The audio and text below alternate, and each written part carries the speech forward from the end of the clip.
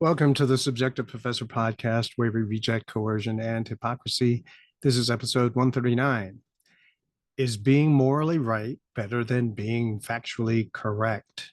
Now, I know it might be old news for some of you, uh, but AOC once said this.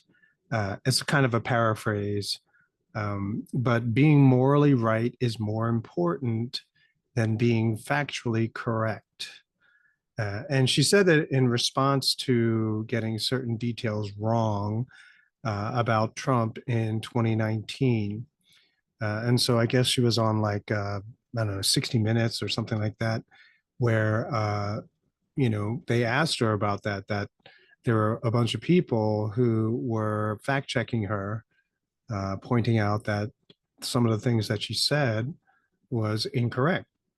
And she was flabbergasted. She said, "Oh man, I can't believe they're nitpicking at these details.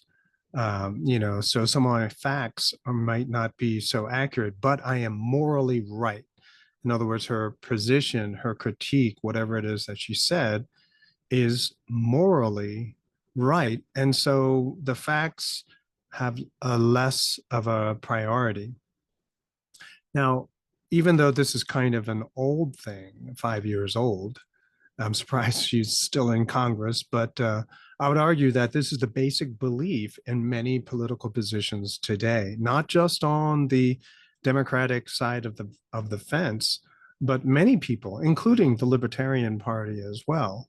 And it departs from the principle-based life that we should probably be pursuing, or I had suggested earlier as being perhaps a better way of going about politics, politicking, and living one's life. And I'll probably elaborate on this a little bit more as we move forward in the coming days, but let's establish this first. Okay, so let's break down what AOC said first so that we're all on the same page. So, what she's saying is that the priority is having the correct moral position, the moral belief, the right belief, the correct moral view or perspective, or having the right goal. And, this in and of itself is what is moral, what is righteous, what ought to be lawful, what should be the common sense position, regardless of the quote unquote facts. So if illegals should be allowed to vote, then any other detail be damned, right? Because that's what's morally right, that illegal immigrants should have the right to vote. Or perhaps less controversial, if climate change must be stopped, then all of the competing information be damned, right? So-called facts, competing perspectives, irrelevant, right? We don't have to even know what they are, right? Because the correct moral position is that climate change must be stopped. And you can kind of see where I'm going with this. Maybe you already worked it out yourself. So, in this mindset, facts are not important. And so, given our episode yesterday, where facts are subjective in the postmodernist mindset, this makes sense, right? So, if you've already bought into the idea that reality is just a construct, any kind of facts are just simply, subjective, they're a result of your experience, you really don't have to pay attention to it that much. You can buy into this position, right? What AOC said, perfectly fine. It makes sense. It fits that narrative very, very easily. So reality, facts, they're just constructs. We can take it or leave it at our convenience. And it's okay because we know what is good morally. So whatever it is that we have to do to achieve it, we got to do it, right? Even if it's false, doesn't matter. This is the morally correct position. So you don't have to worry about who gets hurt. You don't have to worry about the cost, consequences. You don't have to, pay any attention to any of that. It makes everything just so easy, neat and clean, and to the, you know, less deep, not to a shallow thinker, this is awesome. Who said I needed to go to school? Who said I needed to study more? This is just so obvious. And all those other people who don't agree with this, well, they're obviously idiots, right? Because they can't understand this profound truth that AOC has just shared with all of us, that, if she didn't say it, no one would have been able to come up with it, right? It kind of reminds me of that expression that floated around for a while. If we can just save one life, it'd all be worth it. It's, which when you say it, maybe it sounds kind of cool, maybe, but if you think about it just a little bit, and once you think about it one time, then whenever anyone says it, you just kind of have to roll your eyes a little bit, right? So what you're basically saying is, the cost doesn't matter, right? So if we got to kill 100 people to save that one life, it'll be worth it. If we got to, you know, kill 1 million people to save that one life, hey, it'd be worth it. It's just it's weird, right? But people don't usually think beyond just that initial hearing of that expression. And the whole thing, like being morally right, is more important than factually correct. Oh, yeah, yeah, of course, right? Because if you got the morally correct position, you got the righteous perspective, then, the facts, the details, less important, because we got the important part, right? Here's the critique. This is extremely Machiavellian. Okay. I've talked about it before. Machiavellian is, he wrote The Prince.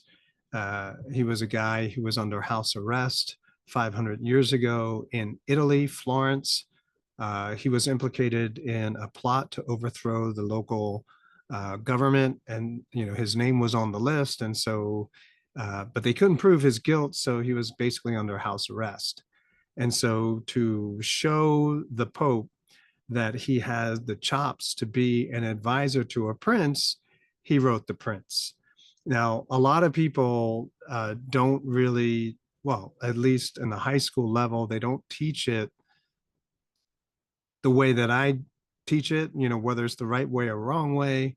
But from reading it just simply as something that, um, with just as he felt like writing it and said, this is the way princes should rule. People came up with this expression, the ends justify the means, right? Your goal justifies anything to achieve that goal. So you got to murder hundreds and hundreds of people to get that job. Yeah, go ahead, do it. Right. And so that is what Machiavellian is. And so what AOC basically said is essentially a Machiavellian framework. But also, this flips things on its head, right? So facts or subjective truths or whatever you are, subjective truths, as I talked about before, those are the things that we use to determine what is in fact good. And so you might say, well, this is what's good, but the facts don't support it, then it's obviously a bad thing. Even if the subjectivity on it is largely negative, then no, it's not a good thing. So it's the facts, or even, dare I say, subjective truths, the perspective that people have on it collectively taken, that's what determines what's good. And it's that sort of morality discovery that I have been talking about. And how does AOC's position jive with the science, right? The whole listen to the science thing. Maybe she didn't say listen to the science. Maybe she didn't advocate, you know, uh, social distancing and masks and all that kind of stuff. Um, Maybe she didn't say it. Maybe science is not important to her. It probably would have been easier to say it's the morally right thing to stay in your home for 3 years. Damn the science.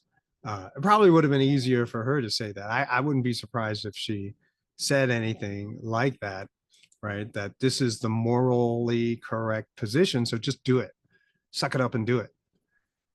Without so-called facts, without information, without consideration of consequences and competing information and alternate proposals, you can feel really good about being right. So in other words, you throw out all consequences, you throw out all consideration of consequences, of side effects, of, you know, bad consequences, including death. Oh, you can feel really good about your choice, right? There's no guilt. There's no afterthought. There's no regret, right? Uh, it's strangely empowering when you lack doubt. You can act with conviction. And this is how people can murder, kill, and harm other people, right? So if you are about to have a war, you have to convince your soldiers that they really deserve to die. Sun Tzu talks about this in The Art of War. I believe it's chapter 2. You have to get the soldiers in a state that they are willing to kill without remorse. He doesn't put it in those words, but basically that's what that is. And it also reminds me of a line from Band of Brothers. I believe it's the 4th episode where Blythe has fear paralysis. He goes blind when he gets really afraid. And he has a conversation with Ronald Spears, who at that point in time was a lieutenant. And he says, Spears says, the only hope you have is to accept the fact that you are already dead. The sooner you accept that, the sooner you'll be able to function as a soldier is supposed to function, without mercy, without compassion, without remorse. All war depends upon it, right? And I thought it was a fantastic line, which illustrates to so many people who don't really understand war, because you don't have to actually be in the war to understand that it's a really bad thing. Just how you have to mentally get yourself in a certain mindset to be able to take someone else's life. It's just unless you're a psychopath, it's not an easy thing to do. And then even coming off of that, and then having to come to terms with everything that you sort of convince yourself to be able to do during the war, I think it's a bad transition. And especially the way that people are educated today, it makes it very, very difficult, which is why you get a lot of PTSD things going on. Anyway, so some thoughts, a little bit of a tangent. But anyway, what's really frustrating is that Republicans do the same thing, right? They have the same problem. I was listening, my wife was listening to a podcast. I was just walking by, and it was some congressman, older white gentleman, I guess. It was representing the GOP. And basically he was saying, I guess, talking about how Brandon has to step down. Like, he can't be a president any longer, and he definitely can't be in the election. And then he goes on and he says, and the only way we know that he's not in shape to be president is the awesome performance of Donald Trump at the debate. I'm sorry. It was just, when I heard that, I, I was almost dumbfounded. Uh, like, really? You're not going to talk about the cover up of the mass media, the press secretary talking about cheap fakes? You're now going to talk about the withholding of all this information by all these bureaucracies, government bureaucracies, until it was time to throw Biden under the bus, right? You're not going to talk about any of that. It's Donald Trump's incredible debate performance, right? I'm sorry, I shouldn't laugh too much, but it is kind of funny if you think about it. Of all the things you could bring up, that's the one you're going to go with. And so the Republicans are just as frustrating, at least the spokespeople for the Republicans, right? If it was Thomas Massey, I don't think that's what he would have brought up. But anyway, uh, and then when you listen to a lot of the neocon Republicans talk about war, it's like, are you kidding? Really? This is the priority? No, and it's just so frustrating that, and this is why you can't have a red wave, because the response of the Republicans just fall flat, right? When they should just go for the jugular and just say, okay, we're going to cut all these bureaucracies, restore the freedom to the people. Nope, that's not what they're, they're just going to like push their own agenda. It's so maddening and frustrating. You have to laugh. It's so sad, right? Uh, so there it is. So the Democrats are basically doing it, but the Republicans do it. And so now you see this Machiavellian mindset that pervades so much of government today. And keeping in mind too that to call someone Machiavellian was it was a big diss, right? You were really calling out someone. It was a slap in the face, like, because you're basically saying that the person is immoral, right? So you claim to have the correct moral righteous belief, but you're immoral, so everything you're doing is immoral, and even the goal that you have is at best suspect, right? So you don't have anything.